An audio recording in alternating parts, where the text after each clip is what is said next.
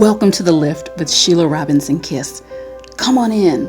There's always a special place set aside for you here where you can relax, kick up your heels, pour yourself a nice, refreshing drink, and prepare to be lifted and soar.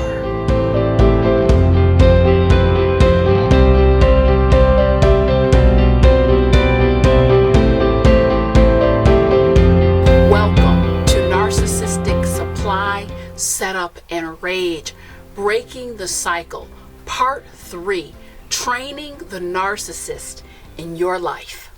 Please begin this educational express course with a notepad and pen or pencil nearby for taking notes and completing the exercises. This program is controversial, but it's true. What I'm going to say to you next will dictate how you deal with the narcissist in your life moving forward, if you choose to. At the end of the day, narcissists view the people in their lives as tools. One way or another, everyone in their life serves a purpose to suit their end. You can only train the narcissist in your life if you have a valuable role or purpose in their life.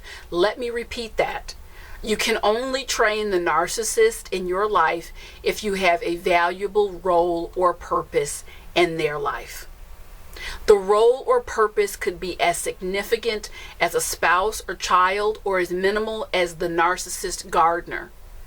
If you hold a role of any value in their lives, the narcissist is trainable. If you hold a role of zero value, your efforts to train the narcissist in your life will be frustrated and likely ineffective. Please stop the program now and define the role that you hold in the narcissist's life. Is it of great, little, or no value? And be very candid and honest with yourself so you get the most out of the program. This program assumes your role holds some value for the narcissist in your life, and you choose to keep them around for your own reasons. Before you begin to train the narcissist in your life, there's a few items to keep at the forefront of your mind. For a moment, we will step into the psyche of a narcissist and view the world and the people in it the exact same way they do. Narcissists have problems with maintaining healthy relationships. Many narcissists can end up very lonely, isolated people. This isolation and frustration is due to the fact that they upset people and don't always have the level of awareness or desire to make the correction. Moving on. Narcissists have difficulty with empathy. Empathy is a challenge for narcissists because they struggle to see anyone else's point of view other than their own. In their mind, their view is the only view that matters. They really do view others as out of their loop. Next, narcissists have problems distinguishing themselves from other people in terms of their boundary management. To a narcissist, in a very strange way, people become an extension of themselves. Think about a vacuum cleaner that has many parts for the same purpose. That's how a narcissist views relationships. Everything is an extension of him or her to serve their end. Next, narcissists are very sensitive to what they perceive as insults. The narcissist has created a lofty image of him or herself in their mind. If this image is challenged, they feel threatened and will defend in a variety of ways. Next, the narcissist will manipulate you if it suits their needs.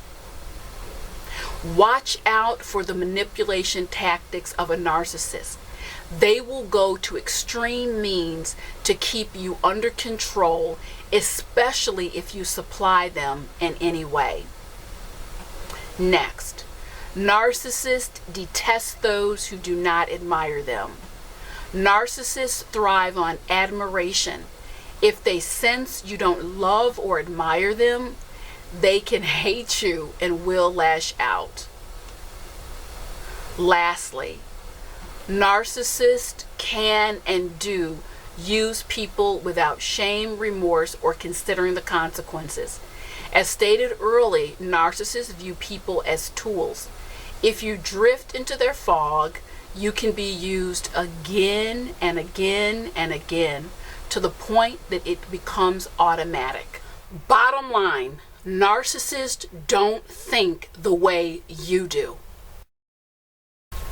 To train a narcissist, you have to understand what you're dealing with, and you have to know that at all times, a narcissist is operating in his or her own best interest. It doesn't matter how nice you are to them or how many mountains that you move on their behalf, unless the narcissist has a miraculous, spiritual, or clinical intervention, they are going to operate in their own best interest. That can never drop from the forefront of your mind. I will now walk you through the 3 steps you'll need to repeat again and again to train the narcissist in your life, if you wish to keep them around for your own reasons. Number 1, expose the truth you know in a matter-of-fact way. 2, reaffirm your care and or concern for the narcissist. And 3, draw firm, directed boundary lines. Let's go over each step one by one and put them into practice. Number 1, expose the truth that you know in a matter-of-fact way. Narcissists, as a general rule of thumb, do feel that they are the smartest in the room. They're rarely called on their behavior, which is why they repeat it again and again. There is no point in trying to soften your approach when you're dealing with a narcissist. The more games you play, the less effective you're going to be. Your goal is transparency. Let's say, for example, your brother is a narcissist and he borrowed $20 from you. He has not paid it back. It's not going to do you any good to hum and haw and beat around the bush. Again, there's no sense in pretending you're fine when you're not. All that's going to do is reinforce the narcissist behavior. Again, you shoot right in there with being direct and transparent. And it would be very appropriate to say, you know what? I can't call the police and make you pay me back. You gave me your word.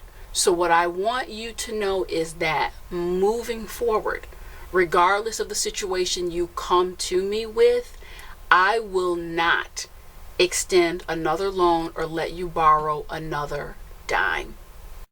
What you do is you let them know in a very direct, again, we're not doing anything passive aggressive, we're not going around the mulberry bush, in a very direct way, what you did was wrong. This is the consequence. And you want to state what they did and whether there's a short or long-term consequence to that, and make sure that you have that recognition. Again, narcissists repeatedly indulge in this behavior because people rarely check them. If being more confident and direct in your communication is a challenge for you, that is something you'll continually need to work on if you have one of these individuals in your life and you want to reestablish boundaries in the relationship. Step number two is to reaffirm your care and or concern for the narcissist. So using the same example that we used above, You could say, you are my brother. I care for you. There's a lot of years between us, but I really want to reiterate, I'm not an option for you if you need to borrow money again. I need to make sure that you understand that.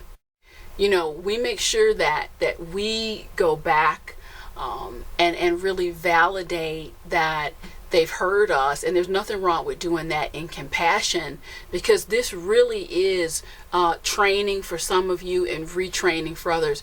You teach people how to treat you, again, all the time. A narcissist is no exception. It will be easier if we could just banish the narcissist off to some magical island. But they are our family members, our co-workers. For some people, they are your lovers, your spouses. So it is really incumbent upon us to learn as much about this personality and the retraining process as possible. Narcissists do have emotions. We have emotions. And if you keep them in your life, you do so at your own risk.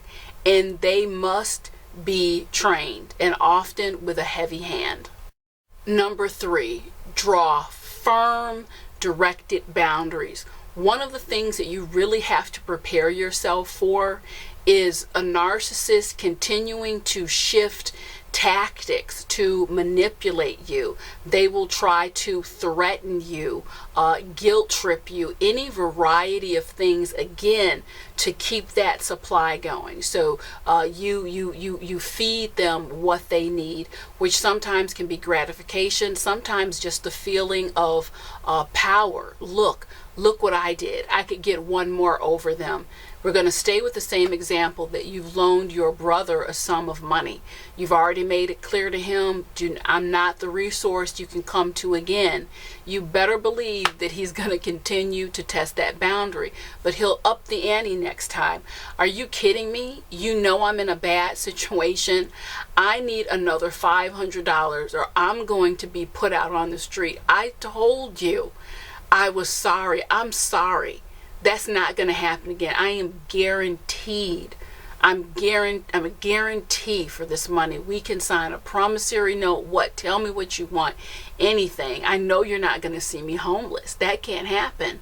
So again, you have to brace yourself. They will up the ante with emotional blackmail, extortion. This is when you have an opportunity to draw an extra layer of firm boundaries. Listen to me. I meant what I said, and I said exactly what I meant.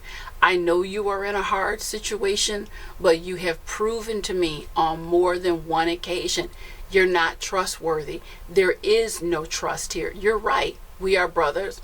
I love you. We have history, but I also love myself. I love my family that I have to support, and I can't take this risk on you. I made it very, very clear. So the more centered and confident you are in terms of the parameters, the easier it becomes to train this narcissist over time. The first point of reference is you have to be centered and you have to be clear in the necessity of boundaries, or they're going to dart all over them. Everyone is trainable, even a narcissist, and that's the good news. We just don't engage in training enough.